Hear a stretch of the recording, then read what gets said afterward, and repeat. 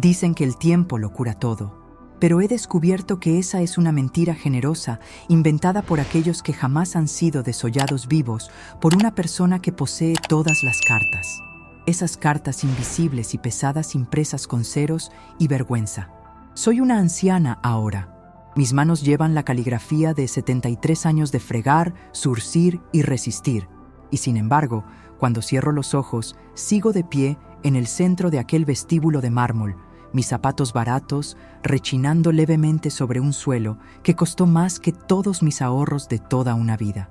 Y todavía puedo sentir el calor subir a mis mejillas. Era el invierno de 1978, pero el recuerdo se siente como la caldera que me abraza incluso en los días de otoño más suaves. Una herida que nunca se cierra del todo, sino que simplemente cicatriza, esperando el toque más suave, o el más cruel, para desgarrarse de nuevo y permitir que el veneno de aquel día fluya otra vez. Yo solo tenía 38 años entonces, en la flor de mi vida laboral, quizás incluso un poco ingenua sobre la verdadera brutalidad de la riqueza y el sadismo casual que ésta puede permitirse. Había estado al servicio de don Julián durante casi 5 años. 5 años de trabajo silencioso, meticuloso e invisible. Yo era quien se aseguraba de que su plata nunca se empañara, de que sus sábanas estuvieran siempre lo suficientemente crujientes como para cortar pan, y de que su vida, vasta y complicada como era, transcurriera con la precisión silenciosa y perfecta de un reloj suizo. Yo me enorgullecía de esa eficiencia. Pensaba que mi valor se reflejaba en el brillo impecable de su caoba, en la calma inquebrantable de su hogar. ¡Ay, qué terriblemente tonta fui al equiparar utilidad con valor humano! Especialmente al tratar con un hombre cuya existencia entera se basaba en la creencia de que todo y todos tenían un precio y que la mercancía más barata de todas era la lealtad comprada por necesidad. Don Julián era un titán de las finanzas, un hombre cuya sombra se extendía por la mitad del horizonte de la ciudad, un hombre que poseía una mirada capaz de convertir la sangre en hielo y palabras que, cuando se dirigían correctamente, podían desmantelar la dignidad de una persona sílaba a sílaba. El incidente en sí fue absurdamente pequeño, una mota de polvo en el gran esquema de su vida dorada, pero para mí fue el terremoto que fracturó los cimientos de mi autoestima. Se trataba de una figurita de porcelana, una pastorcilla diminuta, ridículamente ornamentada que había estado sobre la repisa de su chimenea en la biblioteca durante décadas. Ni siquiera era cara, no para sus estándares, pero aparentemente era irreemplazable debido a alguna tontería sentimental relacionada con su difunta madre. Yo estaba quitando el polvo. Siempre estaba quitando el polvo. Y supongo que en el profundo cansancio de aquella tarde, hasta el aire pareció conspirar contra mí. Mi codo rozó una pila de informes financieros encuadernados en cuero que él había dejado descuidadamente demasiado cerca del borde. Los informes cayeron, creando una reacción en cadena que terminó con el escalofriante y frágil tintineo de la porcelana al golpear el suelo frío, rompiendo la pastorcilla en una docena de pedazos irrecuperables. El sonido mismo fue el preludio de la ejecución. Me congelé, el trapo cayendo de mis dedos entumecidos, mi corazón golpeando contra mis costillas como un pájaro atrapado intentando escapar de los confines de mi pecho. Apareció al instante, sin caminar, sino pareciendo materializarse desde las sombras del umbral, su chaqueta de seda para fumar en un marcado contraste negro con el horror blanco de mi rostro. No gritó. Gritar era para la gente común. Don Julián prefería la precisión quirúrgica del desprecio. Su voz era baja, medida y completamente devastadora. Miró los trozos rotos, luego a mí, y sus labios se curvaron en una sonrisa que era más fría que cualquier viento invernal. «Mírate», dijo, las palabras atravesando el silencio de la inmensa casa, resonando en los techos altos. 5 años de servicio, y esto es lo que me compran 5 años de lealtad, incompetencia y destrucción. No eres más que una herramienta tosca, Elena, un engranaje reemplazable en una máquina que requiere refinamiento, no óxido. No me despidió de inmediato. Esa habría sido una muerte rápida y limpia. En cambio, me hizo buscar un recogedor y una escobilla y limpiar cada fragmento. cada mota, bajo su supervisión directa e inquebrantable. Y luego vino la humillación que todavía me araña la garganta. No dedujo el precio de mi salario. Metió la mano en su cartera, sacó un fajo de billetes, mucho más de lo que valía la figurilla, y lo tiró, literalmente lo tiró, sobre el suelo de mármol a mis pies, el papel revoloteando como hojas caídas. «Toma», se mofó, sus ojos sosteniendo la malicia de un depredador. «Recógelo. Ese es el costo de tu vergüenza, el precio de tu torpeza. Ahora tómalo y míralo cada mañana hasta que comprendas lo que significa ser verdaderamente inútil». Quise gritar, arrojar el recogedor a su rostro, salir y no volver a mirar atrás. Pero el miedo era un peso físico, aplastando mi rebelión. Mi padre estaba enfermo. Mis hermanos necesitaban el trabajo. Así que me arrodillé. Me arrodillé allí en el suelo de mármol frío, el suelo que yo acababa de pulir, y recogí el dinero disperso, billete por billete, el papel áspero sintiéndose como fuego contra mi piel, mis ojos fijos solo en la piedra, negándome a encontrar su mirada triunfante y despiadada.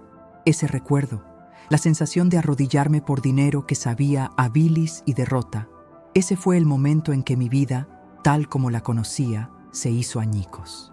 Fue el momento en que me di cuenta de que la humillación no es solo una emoción, es una semilla, y dependiendo del suelo del corazón, puede crecer en desesperación paralizante o en un tipo de ambición tranquila, implacable y aterradora. Elegí lo último. Me quedé, me tragué mi orgullo, terminé mis deberes, pero en el silencio de mi pequeña habitación esa noche hice un voto silencioso y sagrado. Un voto que me ha mantenido abrigada durante todas estas largas y frías décadas. Un voto que eventualmente conduciría al sorprendente giro de los acontecimientos que nadie, y mucho menos don Julián, podría haber predicho. La historia que todos conocen es sobre la pobre sirvienta que lloraba. La historia que no conocen, la que llevo muy dentro de mis huesos, es sobre la mujer que se levantó, años después, armada solo con el recuerdo de ese momento y un secreto terrible y hermoso que lo cambió todo, y me refiero a absolutamente todo. El dinero que recogí del suelo, aquel fajo arrugado y manchado por la bilis de mi vergüenza, no lo gasté. Jamás podría haberlo hecho. Se convirtió en mi relicario personal, mi medalla de la ignominia, y lo guardé bajo llave en la caja de madera de cedro donde solía guardar las cartas de mi madre, un lugar que debía haber sido sagrado, ahora profanado por la moneda de mi humillación. Cada noche, antes de dormir, lo sacaba y lo extendía sobre mi cama, observando los rostros grabados en los billetes, que parecían sonreír con la misma indiferencia fría de don Julián. No era el valor económico lo que me ataba a esos papeles, sino el veneno que contenían. Me habían comprado mi arrodillamiento, mi silencio, mi sumisión, y mi misión, desde esa tarde, fue convertir ese veneno en un antídoto potente. La inocencia se me cayó de los ojos como una costra vieja. El mundo dejó de ser un lugar de trabajo duro y recompensa justa, y se reveló como lo que realmente era, una vasta y despiadada transacción de poder. Yo era invisible, la sombra que pulía y ordenaba, y en esa invisibilidad encontré mi fuerza. Él, el patrón millonario, me había despojado de mi humanidad, y a cambio me había otorgado el regalo de la observación sin ser vista. Me convertí en una espía en mi propio cautiverio. La primera capa de mi plan, si es que se le puede llamar plan a esa incipiente y furiosa determinación, fue el estudio. Don Julián tenía la costumbre de dejar sus periódicos financieros y libros de inversión abiertos sobre la mesa del desayuno mientras atendía sus llamadas matutinas. Antes, yo solo barría a su alrededor, cuidando de no interrumpir el flujo de su importancia. Ahora, mi escoba se detenía. Mi vista, entrenada durante décadas en distinguir la mota más pequeña, comenzó a devorar los titulares, los gráficos y las columnas de números. No entendía nada al principio. Era un idioma extranjero tan complejo como el mandarín, pero la necesidad era una maestra implacable. Mientras limpiaba las migas de su tostada, memorizaba acrónimos. Mientras rellenaba la cafetera, me quedaba grabada la terminología sobre acciones y bonos. Yo era una esponja seca en un desierto de información, Y por primera vez en mi vida, el conocimiento no me parecía un lujo, sino el único martillo que podía romper las cadenas de mi servidumbre. Empecé a pasar mis tardes libres no en casa de mi padre enfermo, a quien extrañaba con un dolor punzante en el pecho, sino en la biblioteca pública, sentada en la sección de negocios, fingiendo buscar recetas o libros de historia, pero devorando textos sobre economía, inversiones y bienes raíces, iluminada por una bombilla tenue. Mi mente, que él había calificado de tosca e inútil, resultó ser sorprendentemente adaptable cuando se le dio el combustible adecuado, la rabia silenciosa. Don Julián, ajeno a la revolución que se gestaba en el corazón de su propia sirvienta, siguió con su vida de arrogancia predecible, y fue en ese estudio frío e implacable de su personalidad donde descubrí la primera grieta, el primer atisbo de la humanidad que intentaba ocultar bajo capas de terciopelo y desdén. Él era poderoso, sí, pero también estaba terriblemente solo. Su esposa había muerto hacía años, y su única hija, Sofía, vivía en Europa, distanciada por una mezcla de rebeldía juvenil y la tiranía emocional de su padre. Yo era la única persona que veía sus rituales nocturnos, la copa de brandy que se extendía hasta la madrugada, la mano que temblaba levemente al encender un cigarro y, lo más revelador de todo, la hora que pasaba cada noche sentado en la biblioteca, no leyendo los informes que le daban dinero, sino mirando fijamente la estantería donde solía estar la estatuilla de la pastorcilla rota. Era una punzada de dolor, un vacío que la riqueza no podía llenar. Era un momento de vulnerabilidad fugaz que no me inspiró compasión, sino una comprensión estratégica. Él no era invulnerable, solo estaba mejor blindado.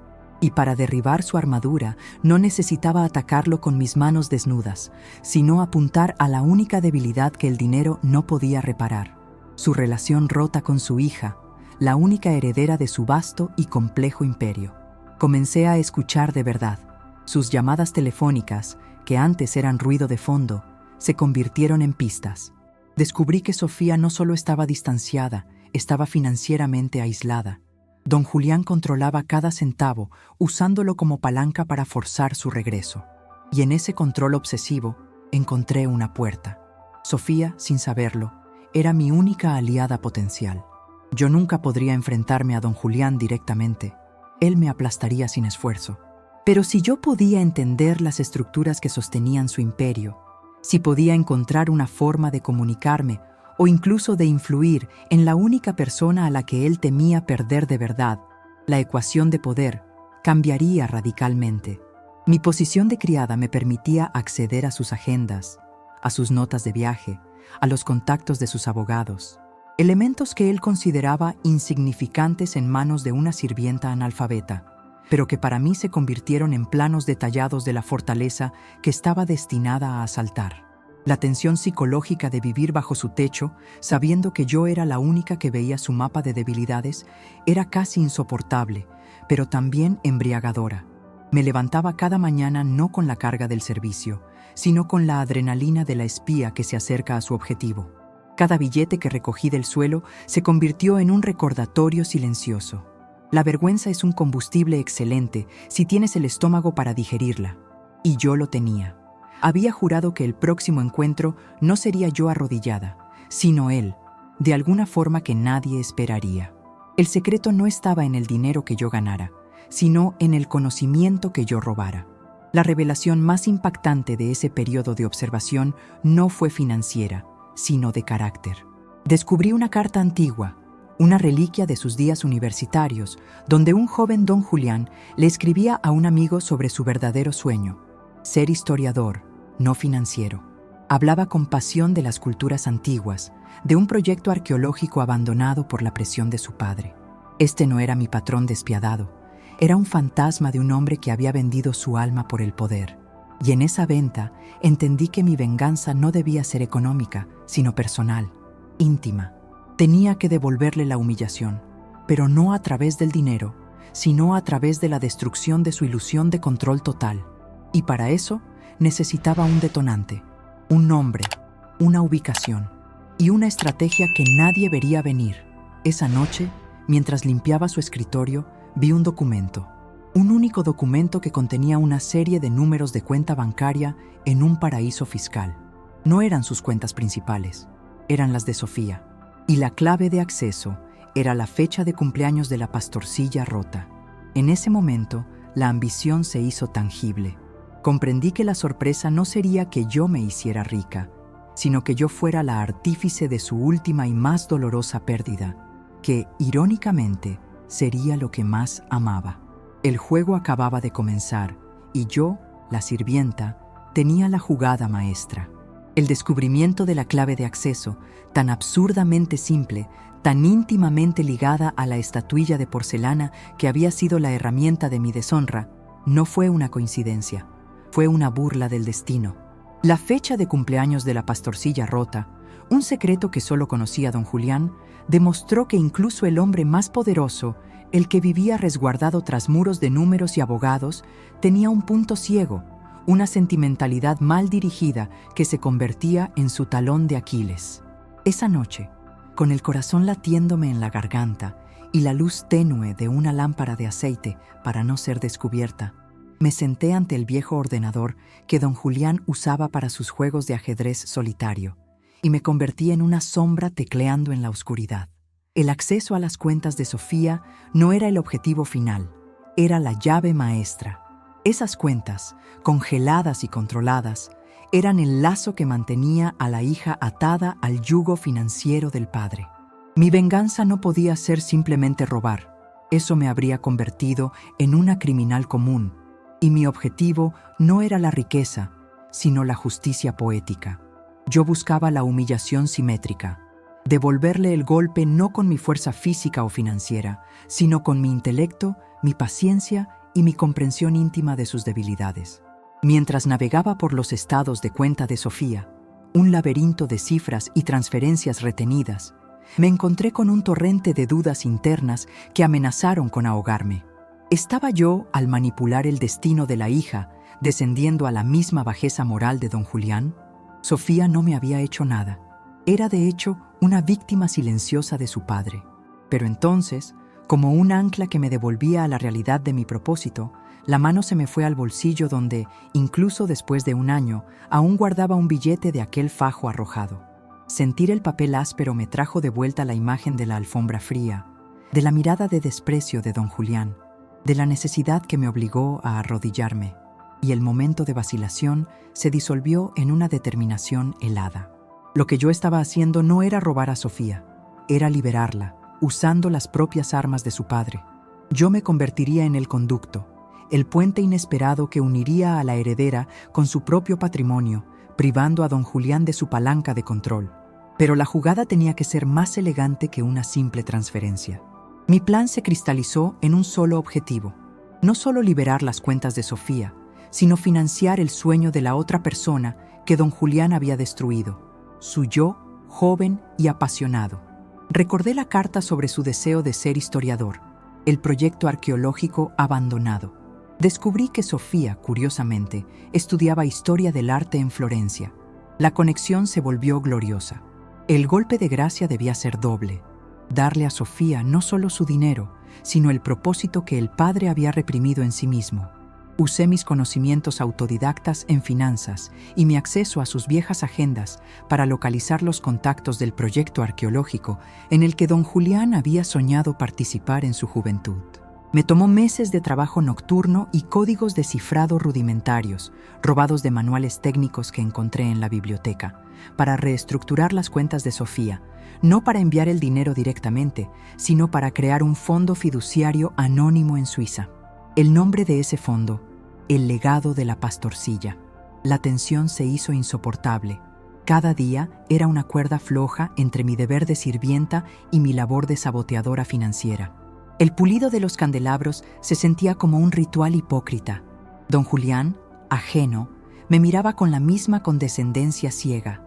Una tarde me preguntó sobre el brillo de un espejo, y yo, mirándolo a los ojos por primera vez, en meses sin bajar la vista, le respondí con una frase que él había leído en uno de sus libros de estrategia militar: la luz que encandila es la que mejor esconde.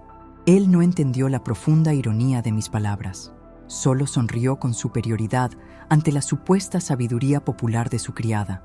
Pero yo sabía que ese espejo, tan pulido por mí, pronto reflejaría una imagen que no reconocería. El punto de no retorno llegó una madrugada. Logré el primer movimiento. Transferí una suma considerable, apenas un rasguño para don Julián, pero un cambio de vida para Sofía, desde una cuenta de inversión offshore de don Julián, que había descubierto por casualidad en un documento mal archivado, al nuevo fondo suizo de Sofía.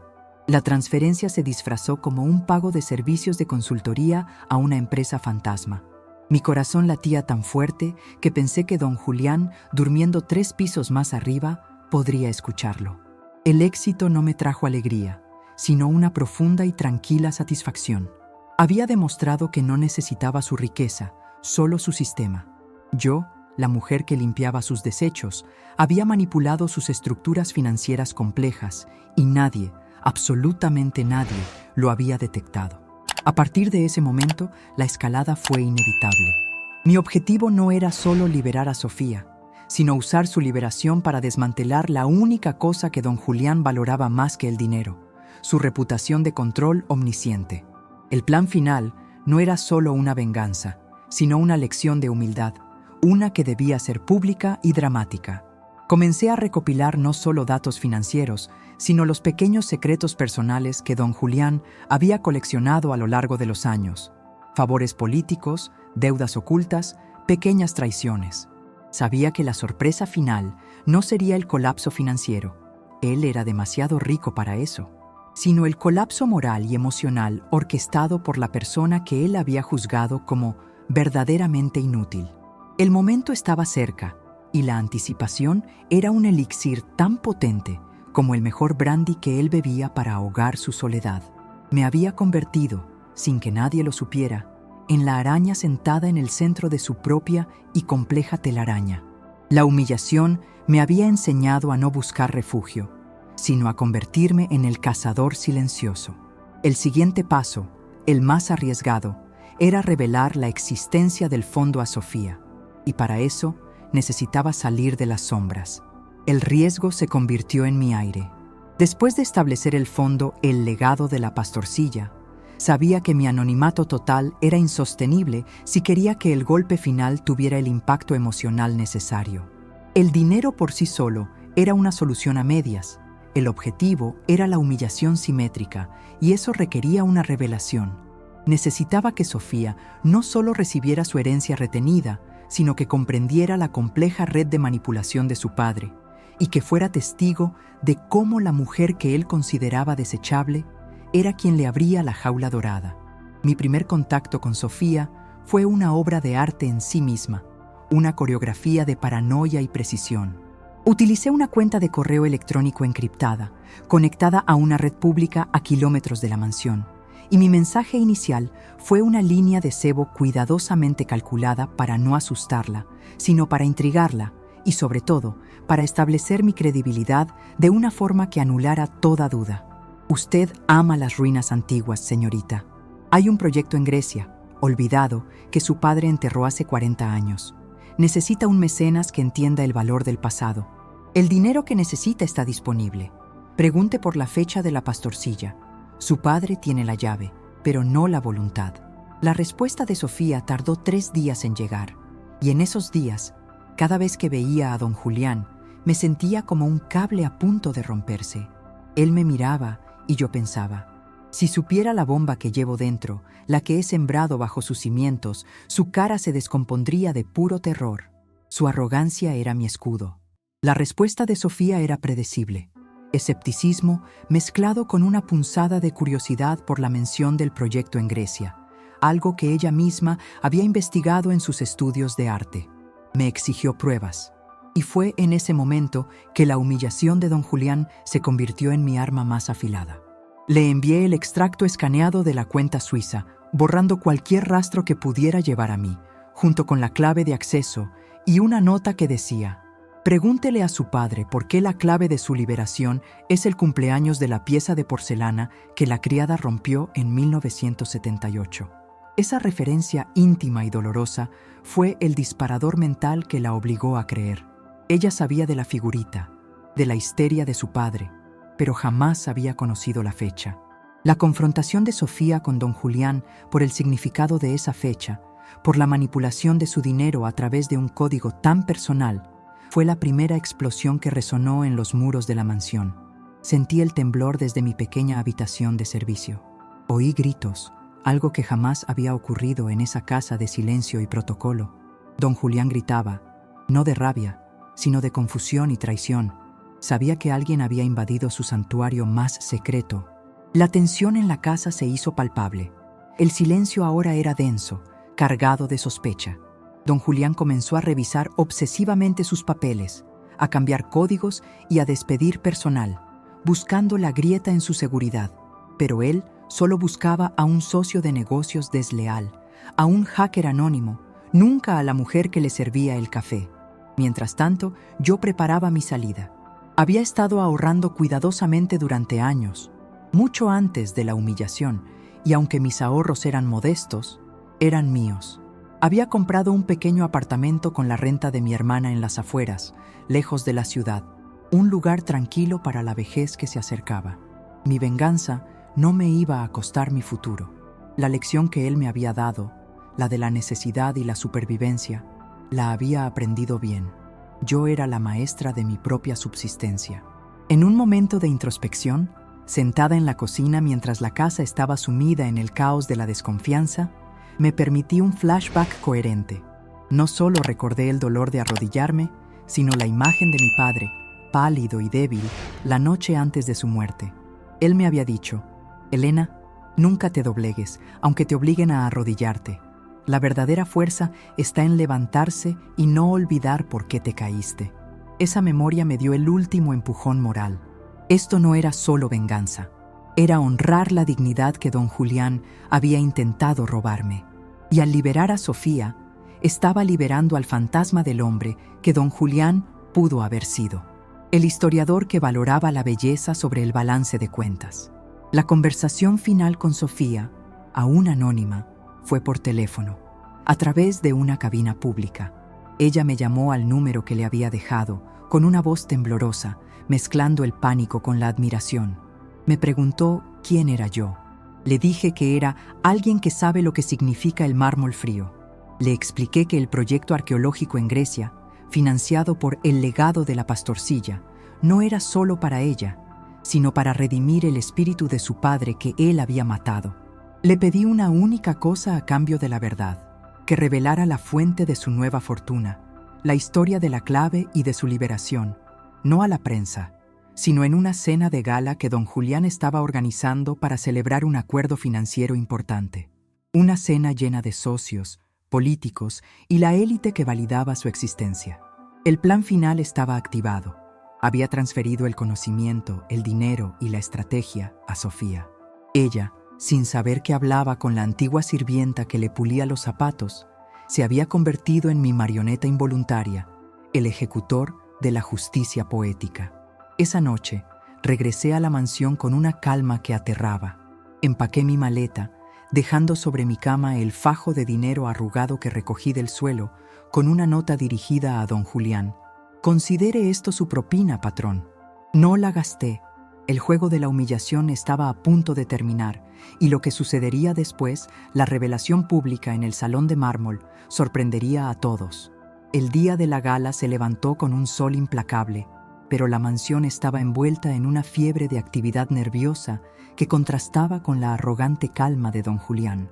Él era el anfitrión, el centro de gravedad, el hombre que estaba a punto de cerrar un acuerdo multimillonario que aseguraría su legado por otra generación. El vestíbulo de mármol, el mismo lugar donde me había arrodillado por dinero, estaba transformándose en un altar de ostentación. Flores exóticas, candelabros relucientes, camareros uniformados pululando como abejas obedientes. Yo, la sirvienta, era el director de orquesta silencioso que aseguraba la perfección de cada detalle. A nadie se le ocurrió que la persona que colocaba las copas de cristal en su lugar exacto, la que supervisaba el brillo de las bandejas de plata, era también la responsable de la bomba que estallaría esa noche. La ironía era tan dulce que casi podía saborearla en el aire. Mi última tarea antes de mi partida fue la más significativa. Don Julián había insistido en que su biblioteca, el santuario de su poder y su soledad, permaneciera abierta para que sus socios pudieran admirar sus colecciones. Era allí donde Sofía, invitada por obligación más que por afecto, daría su breve discurso de agradecimiento filial, un ritual vacío que don Julián utilizaba para mostrar al mundo que su dinastía estaba intacta. Entré en la biblioteca para revisar la iluminación, y fue entonces cuando hice mi jugada final, la que garantizaría que don Julián se diera cuenta de la verdad no horas después, al leer los periódicos, sino en el mismo instante de su humillación pública. Fui a la repisa de la chimenea, el lugar donde la pastorcilla había sido destruida y reemplazada por un busto de bronce impersonal. Saqué de mi delantal el último billete de aquel fajo arrugado y lo doblé cuidadosamente hasta que fue un diminuto cuadrado. Luego, con la precisión de una cirujana, lo introduje bajo el pedestal del busto de bronce, justo donde la vista de don Julián, que siempre se paseaba por ese lugar, lo captaría en el momento en que se sintiera más confiado. Al salir de la biblioteca, me detuve en el umbral. Sentí un torrente de emociones maduras y complejas. No la rabia ardiente de la juventud, sino la satisfacción fría de la justicia. La casa, que me había consumido durante años, parecía encogerse. No era grande, era solo una jaula. El recuerdo de mi padre, de su rostro cansado, me dio la fuerza para girar y no mirar atrás. Mi maleta estaba lista, mi pequeño apartamento esperándome. Mi renuncia, una nota cortés y lacónica, estaba en el escritorio de la cocina. Servicios terminados. Gracias. No había explicaciones, no había amenazas, solo una declaración de independencia. La dejé justo al lado de la nevera, donde la encontrarían de forma inmediata, justo a la hora de la cena. El hecho de que me iría mientras la élite se reunía bajo su techo era, en sí mismo, un acto de insubordinación que rompía el protocolo de una manera que don Julián nunca perdonaría. Crucé el vestíbulo por última vez. Los camareros me saludaron con una ligera inclinación de cabeza, creyendo que simplemente salía a hacer una gestión. Me sentía ligera, como si me hubieran quitado un pesado abrigo de plomo que había llevado puesto durante décadas. Afuera, la luz del atardecer era dorada y generosa. Tomé un taxi y me dirigí a mi nueva vida, pero mis pensamientos permanecieron en la mansión, volando por encima de los techos de pizarra, imaginando el espectáculo que estaba a punto de desarrollarse. Sabía que don Julián daría su discurso de bienvenida. Sabía que el aire se llenaría de la música de los elogios. Y sabía que después Sofía subiría al podio. Mi corazón no estaba acelerado por el miedo, sino por la anticipación. Mi amiga, la dueña de la lavandería del barrio, me había prometido llamarme en cuanto las noticias se filtraran a los canales locales. Me senté en el sofá de mi nuevo hogar, silencioso y modesto, esperando. Imaginé la escena con una claridad cinematográfica. Don Julián, sonriendo con su superioridad habitual mientras su hija tomaba la palabra. Sofía, nerviosa pero con una nueva dignidad forjada por la verdad, comenzando a hablar no del acuerdo financiero, sino del valor del pasado y del verdadero legado. Hoy, imaginaría a Sofía diciendo, con su voz resonando en el mármol, hemos encontrado los fondos para el proyecto arqueológico en Grecia. Un proyecto que mi padre soñó y que enterró para satisfacer la ambición. Y el dinero, señores, viene de un fondo fiduciario con un nombre peculiar, el legado de la pastorcilla. Y en ese instante, en mi imaginación, don Julián miraría involuntariamente a la repisa, buscando la confirmación visual de su pesadilla. Vería el busto de bronce y a los pies de su monumento a sí mismo, el diminuto cuadrado de papel, el billete arrugado que él me había tirado al suelo. La revelación no era solo el dinero, sino la fuente, el recordatorio físico del día en que se creyó tan poderoso que podía pisotear la dignidad de una mujer sin consecuencias. En ese momento, comprendería, no un socio de negocios, no un hacker, sino la sirvienta, la herramienta tosca, la pieza inútil, que había usado la debilidad de su corazón y el dolor de su propia humillación como una palanca para desmantelar su tiranía emocional. Cuando finalmente sonó el teléfono en mi pequeño apartamento, no necesité oír los detalles. La voz entrecortada de mi amiga solo confirmó el caos. El golpe había sido devastador. Sofía no solo reveló el fondo, sino que narró cómo la clave era el cumpleaños de la figurita, exponiendo la mezquindad de su padre y su control obsesivo. Don Julián se había quedado mudo, no de ira, sino de puro shock. Había sido humillado no por un rival a su altura, sino por el fantasma de la mujer que él había obligado a arrodillarse. La sorpresa de todos fue el autor de la jugada, la revelación de la sirvienta. La noticia se esparciría como pólvora, no por el dinero, sino por la poesía cruel y perfecta de la venganza. La humillación se había completado, pero me quedaba la reflexión final, el aprendizaje que sellaría esta larga historia. El silencio en mi pequeño apartamento no era el vacío opresivo de la mansión de mármol, era la paz. La noche de la gala, mientras don Julián se enfrentaba al abismo de su vergüenza pública, yo me senté en mi mesa de cocina de formica, con una taza de té humeante, y por primera vez en muchos años sentí que podía respirar sin el peso de la humillación ajena sobre mis pulmones. Las noticias llegaron con la mañana, no solo en la voz emocionada de mi amiga, sino a través de los titulares de los periódicos que milagrosamente pude comprar en el kiosco de la esquina. La historia se había esparcido no por la magnitud financiera del golpe, sino por su belleza poética. La pastorcilla que derrocó al gigante, rezaba un titular audaz, aunque nadie, excepto yo, conocía a la verdadera artífice. Don Julián había colapsado, no físicamente, sino en su espíritu. Su reputación de control infalible se había hecho añicos, expuesta como una fachada mantenida por la tiranía y la mezquindad. Sofía, por otro lado, floreció. Con la financiación asegurada para el proyecto en Grecia y liberada del control asfixiante de su padre, se convirtió en una mecenas respetada y en una figura pública por derecho propio. La prensa la alabó por su coraje y su idealismo. Nunca supo mi nombre. Nunca supo que la mano anónima que le entregó la fortuna y la oportunidad pertenecía a la mujer que, en el pasado, se encargaba de limpiar su suciedad.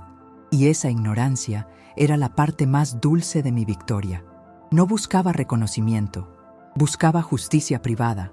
Buscaba demostrar que el valor humano no está ligado a la etiqueta de precio que te pone un millonario. La reflexión más profunda de todo este largo proceso se asentó en mí como la sabiduría de los años. Al principio, mi motivación fue la venganza, una sed ardiente de hacer que don Julián sintiera el mismo dolor que me había infligido. Pero al ejecutar el plan, algo cambió. Me di cuenta de que destruirlo por completo habría sido igual de inútil y vacío que su vida misma. Mi verdadero objetivo no era su ruina, sino su revelación. Forzarlo a confrontar que la semilla de su mayor pérdida, la liberación de su hija, había sido plantada en el mismo momento en que cometió su acto más cruel, era la verdadera penitencia. Él no solo perdió dinero, perdió la ilusión de ser omnipotente, perdió la lealtad que creía haber comprado, y lo más importante, perdió la posibilidad de seguir ignorando el vacío que su propia ambición había creado. La verdadera derrota de don Julián no fue la exposición pública, sino la realización de que la persona que él había descartado como inútil había sido la única lo suficientemente inteligente, paciente y con la suficiente memoria para desmantelar su vida desde dentro, usando sus propios códigos de sentimentalidad y control. Aquí, en mi pequeño rincón, observo el paso de los días. Mis manos ya no pulen plata, cultivan geranios en la ventana. La calma de mi vida contrasta con las esporádicas noticias que llegan de la mansión. Don Julián, envejecido prematuramente, viviendo en una soledad aún más profunda, con su hija libre y dedicada a la historia que él había traicionado. Nunca lo volví a ver, nunca tuve que hacerlo. El billete que dejé sobre mi cama, la propina, fue su ancla final a la realidad, el mensaje silencioso que le decía: tu poder es una jaula, mi dignidad es irrompible. Hoy, al tocar el mármol frío de la ventana de mi cocina, pienso en el vestíbulo de don Julián, pienso en la rodilla que se dobló, y entiendo la verdad definitiva que me legó esa humillación. La riqueza puede comprar el oro y el silencio, pero no puede comprar la memoria ni la dignidad. El patrón millonario creyó que yo era un objeto desechable, pero me transformó en la fuerza más peligrosa del mundo. Una mujer con nada que perder y una lección sagrada que dar. Mi vida, que comenzó con la sumisión, termina con la soberanía. Fui humillada, sí, pero lo que pasó después no fue la sorpresa de la riqueza robada o la venganza mezquina. Fue la sorpresa de la resurrección del espíritu. Fue la resurrección de una mujer que aprendió a ver la arquitectura del poder y decidió que, aunque no podía derribarla, sí podía remodelarla desde sus cimientos, silenciosamente, elegantemente, perfectamente. Y eso, querido amigo, es una victoria que sabe a eternidad. La empleada fue humillada por el patrón millonario, pero lo que pasó después fue que ella le enseñó, sin una sola palabra, el verdadero precio de una alma.